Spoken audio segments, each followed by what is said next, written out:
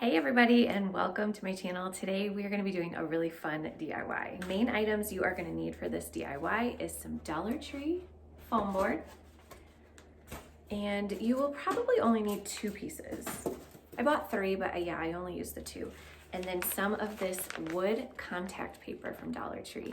I don't have a full roll right now to show you guys, and I actually didn't even buy a new roll for this project. I just used whatever scraps I had left over, and I was able to make this project with just the scraps. Also going to need some hot glue, some paint if you choose to paint that, and perhaps a measuring tape or a ruler. And this tool, I get asked pretty much every single video that I use this in, I get asked about this tool.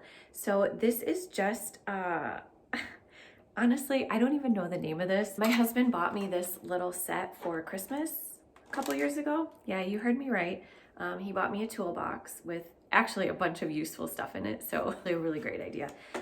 It has all of these blades in it, and these are the ones, I'm missing one, I don't know where it is, but this was over here, and I've never even used any of these other blades. I've only used these ones that are right here. But this little set is really cool. I'm pretty sure he got it from Harbor Freight or something like that. I will look for a dupe on Amazon and see if I can find one like this, but I get asked all the time about this tool. This thing cuts foam board like butter. It is awesome. Like, you just take it like that, just barely touching it, and it just cuts it. It's so smooth. So I don't know if it's the shape, but this thing works so good. So check the description box. I will find a duplicate for you guys. I probably won't be able to find this exact kit, but I will look for something similar. If you guys are new to my channel, don't forget to hit that subscribe button and give this video a thumbs up. Oh, by the way, I'm not gonna tell you guys exactly what we're making.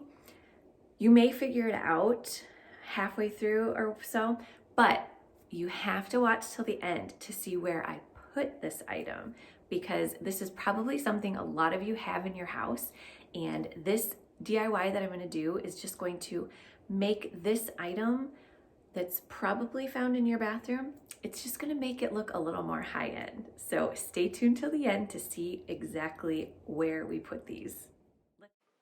All right, the first thing I'm doing is I've already measured out where I'm going to be putting these. So what I'm doing right now is just marking where, like, the size that they need to be. This will make sense later. But yeah, the first thing you're going to need to do is measure your item, and then you can draw it out on the foam board and then start cutting these out. So I am going to be using that knife that I showed you guys earlier to cut these, and it will all make sense in the end. Just bear with me. So there are going to be three of these pieces, and I will, well, I probably won't put the measurements in the description box because these measurements will only work if you have the same item that I have. You may have a little bit different one, but yeah, so the best thing to do for this is just measure it, and then that will show you the size that you need to make these. So there's going to be three of them, and then once we finish cutting these out, I will show you what to do with that contact paper. So now there are three of those pieces, and I'm just taking my contact paper scraps that I have. I don't have any like a full roll, so it's okay if you want to just kind of use what you have. And then there are a couple for the other two pieces, I'm not able to use like a full piece of contact paper, so it's okay. You can just piece them together. As long as the wood grain is going the same direction, it's not going to matter, because once you paint it, you're not going to be able to tell, but do make sure that the wood grain is going the same direction. Now I'm cutting the contact paper a little bit bigger than the little foam board pieces, because you're going to be wrapping them with the contact paper, and it's easier if you have a little bit on like left over to kind of fold over. And the contact paper isn't super sticky, so I ended up gluing it too. So once you get all of your contact paper cut, then you're going to go ahead and cover the foam board pieces with that. And I am going to use my little Cricut scraper thingy to kind of lay down the contact paper. That works really well. But if you guys have anything else similar, you could use a credit card, anything would work well. So you're just going to want to take the three of those pieces and cover them with the contact paper. And like I said, any pieces that aren't sticking down, go ahead and glue those down and just make sure that all of the edges are covered. And did you guys guess it yet? We are making wood shelves. So I've made one of these in the past and I put it on my wall in my bathroom, but this is different. This is going in a different spot. So stay tuned, bear with me. So now what I'm doing is I'm taking just the size of the ruler, and this is the length of the shelf. This is going to be the little lip that hangs over on the front just to make it look a little more realistic. So you're going to need 3 of these because we are making 3 different shelves. And once you get those all cut out, you're going to cover those with the contact paper as well. So I just went ahead and used a little scrap that I had and make it a little bit bigger than the pieces so you can wrap these as well. And you're just going to do the same thing we did with the big pieces. So just wrap these up.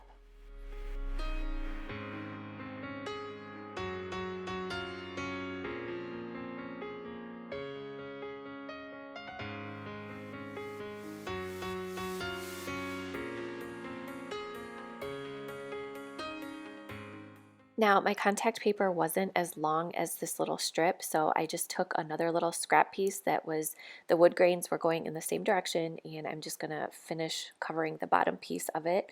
And it's, like I said, it's okay if it doesn't match up perfect because I'm gonna paint it a little bit to make it a little bit darker color of wood, and it's gonna cover everything. So it's okay if they don't match perfect, but do make sure that the wood grain is going the same direction. Now I'm measuring out pieces that are going to go on the side. So this is going to be like kind of like a lip on the side, and I'm doing the same width, like just using the ruler. And now the side isn't going to be the full length of the side. You're going to leave a small, about an inch spot open at the front, and you'll see why we're doing this later. But so yeah, you're not going to want to measure the entire length of the shelf, the side of the shelf. You're just going to want to make it an inch shorter. And so you're just going to measure these, cut these out, and cover them with the contact paper like we did all of the other pieces. All right, now that we have all the pieces covered with the contact paper, we are going to paint. So I'm actually using this brown paint and this black paint mixed together with a little bit of water. And this is going to give you the perfect stain color. Just the brown by itself was a little too like reddy toned kind of. So if you just add a little bit of black to it, it gives you the perfect brown color. So I'm just going to lightly paint all of these, and you could do more than one coat if you want it to be a little bit darker, but I was happy with what the color that the one coat gave me. So you're going to want to just paint all of the wood pieces and let them dry. And then now, once everything is dry, we are going to glue on that little lip to the first shelf. And I'm so sorry this is out of frame. I didn't realize that it was kind of out of the picture, but I'm just taking my hot glue gun and I'm going to glue that lip onto the side of the shelf. And I'm gluing it on the top, and then once I do that part, I'm going to flip it over and then fill in the gaps from the other side and just make sure that it's all like perfectly connected, because once you flip it over, you can tell if there's gaps. And after you do this, if there are some spots that kind of are still like white or still showing, you can go ahead and take your paintbrush and kind of just paint over it just to make it look a little more seamless. And then once I put these shelves in where I was putting them, I actually gave them another little coat, like a very light coat again, and I was really happy with the color that that gave me. Now we're going to attach the side, and like I said, you're going to glue it starting from the back, and then you are going to leave a little gap in the front. It should be probably like no more than an inch gap, and you will see why later. So you're going to go ahead and attach both of those sides, and then we will put this bad boy in its spot.